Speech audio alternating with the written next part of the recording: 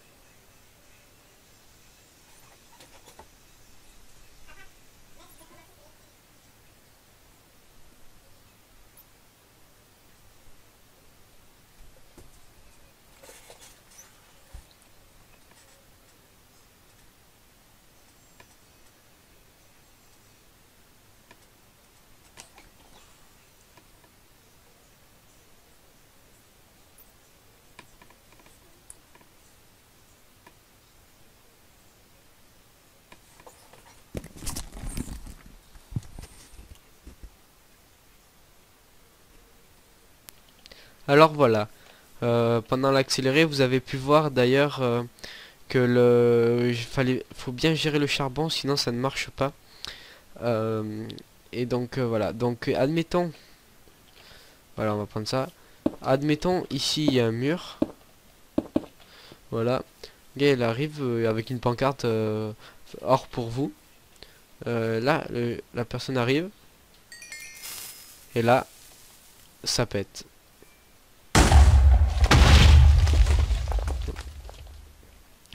Et voilà. Donc après, ensuite, ensuite, si vous avez envie que ça pète automatiquement dès que ça a fini de cuire, il suffira de creuser un cube, deux cubes de bas en bas, mettre un coffre, mettre un hopper, mettre le four, donc totalement invisible. Et pareil, on refait le système et on met une poudre de redstone, un bloc, une torche, voilà, et on place la TNT. Donc là, attention, il ne faut surtout pas la placer si le courant est allumé ici, s'il n'y a rien dans le coffre, sinon s'il n'y a rien dans le four, sinon tout va casser. Donc, admettons, je mets ça, hop, la pierre. Regardez, je mets la TNT. Dès que ça aura fini de cuire, voilà, là. Regardez, ça va aller directement dans le hopper. Le comparateur va capter que le four est vide. Ça va lancer la redstone à activer. Un four, l'inverseur va inverser donc et activer la TNT. Donc voilà, c'est déjà la fin de ce tuto les amis. J'espère que cette vidéo vous aura plu. N'hésitez pas à me dire si vous voulez d'autres tutos complexes que je ne pense pas que j'inventerai de moi-même, ou des tutos un peu utiles que peut-être que j'inventerai. Donc petits mais utiles. Donc n'hésitez pas à me dire ça dans les commentaires, à liker cette vidéo si ce petit tuto vous a plu. N'hésitez pas à aller voir mes autres vidéos. J'espère que cette vidéo j'espère que cette vidéo vous aura plu. N'hésitez pas à vous abonner. Sur ce, c'était MasterBat13, 6 Craft.